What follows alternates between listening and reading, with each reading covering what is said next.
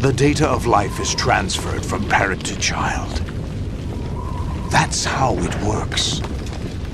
But we have no heirs, no legacy. We brothers are called les enfants terribles, cloned from our father with the ability to reproduce conveniently engineered out. What is our legacy if we cannot pass the torch? Proof of our existence, a mark of some sort. When the torch is passed on from parent to child, it extends beyond DNA. Information is imparted as well.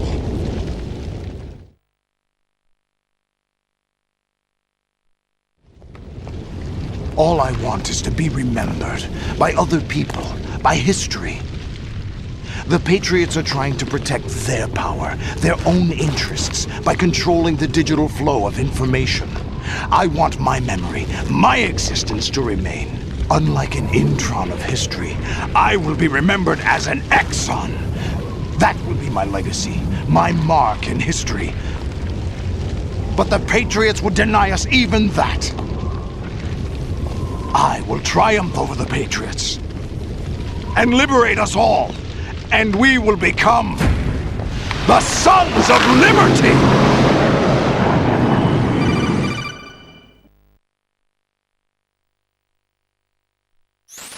Raiden, are you receiving?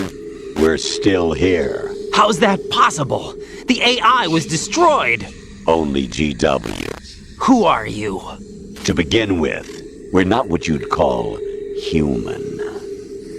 Over the past 200 years, a kind of consciousness formed layer by layer in the crucible of the White House. It's not unlike the way life started in the oceans 4 billion years ago. The White House was our primordial soup, a base of evolution.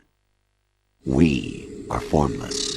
We are the very discipline and morality that Americans invoke so often. How can anyone hope to eliminate us? As long as this nation exists, so will we. Cut the crap! If you're immortal, why would you take away individual freedoms and censor the net? Jack, don't be silly. Don't you know that our plans have your interests, not ours, in mind? What? Jack, listen carefully, like a good boy. The mapping of the human genome was completed early this century. As a result, the evolutionary log of the human race lay open to us. We started with genetic engineering, and in the end, we succeeded in digitizing life itself. But there are things not covered by genetic information. What do you mean? Human memories, ideas, culture, history. Genes don't contain any record of human history. Is it something that should not be passed on? Should that information be left at the mercy of nature? We've always kept records of our lives, through words, pictures, symbols, from tablets to books. But not all the information was inherited by later generations.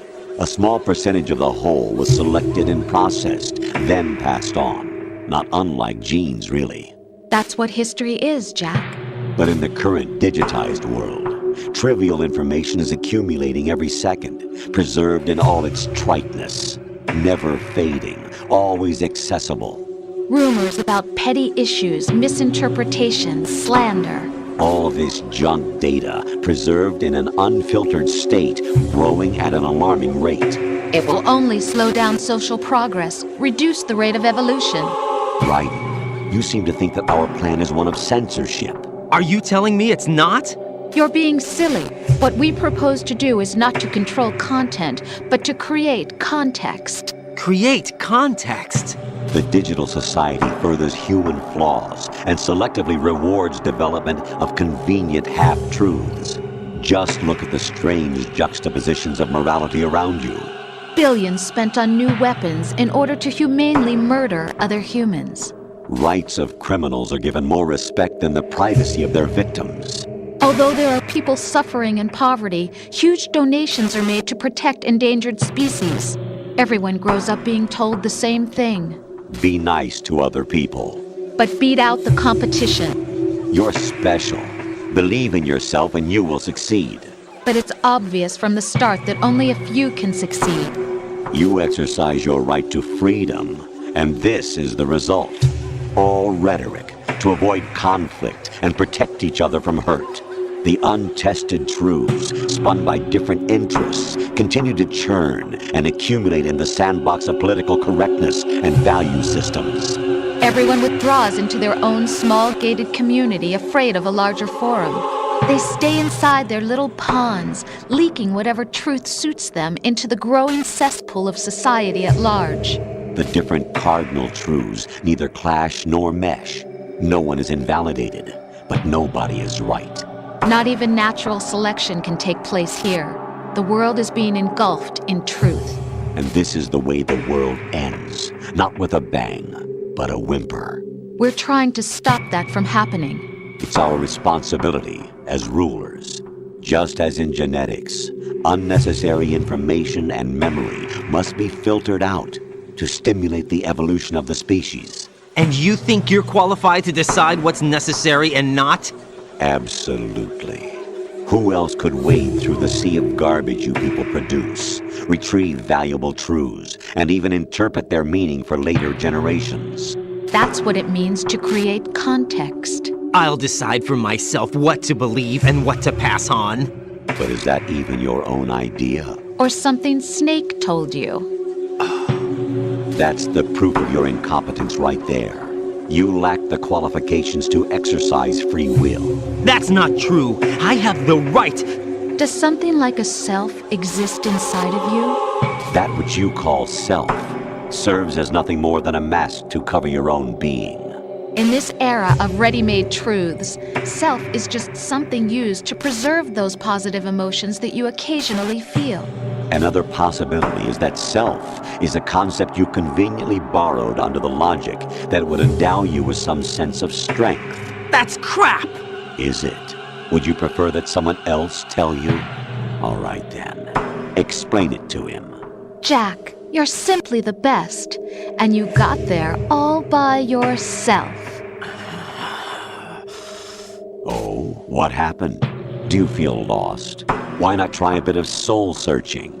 Don't think you'll find anything, though.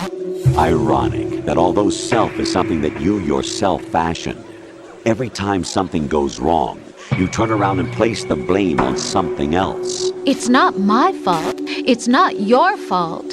In denial, you simply resort to looking for another, more convenient truth in order to make yourself feel better. Leaving behind in an instant the so-called truth you once embraced. Should someone like that be able to decide what is truth? Should someone like you even have the right to decide? You've done nothing but abuse your freedom. You don't deserve to be free. We're not the ones smothering the world. You are. The individual is supposed to be weak, but far from powerless. A single person has the potential to ruin the world. And the age of digitized communication has given even more power to the individual.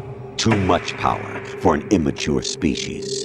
Building a legacy involves figuring out what is wanted and what needs to be done for that goal. All this you used to struggle with. Now we think for you. We are your guardians, after all. You want to control human thought? Human behavior? Of course. Anything can be quantified nowadays. That's what this exercise was designed to prove. You fell in love with me just as you were meant to, after all. Isn't that right, Jack? Ocelot was not told the whole truth, to say the least. We rule an entire nation. Of what interest would a single soldier, no matter how able, be to us? The S3 plan does not stand for solid snake simulation. What it does stand for is selection for societal sanity. The S3 is a system for controlling human will and consciousness. S3 is not you, a soldier trained in the image of Solid Snake. It is a method, a protocol that created a circumstance that made you what you are. So you see, we're the S3, not you.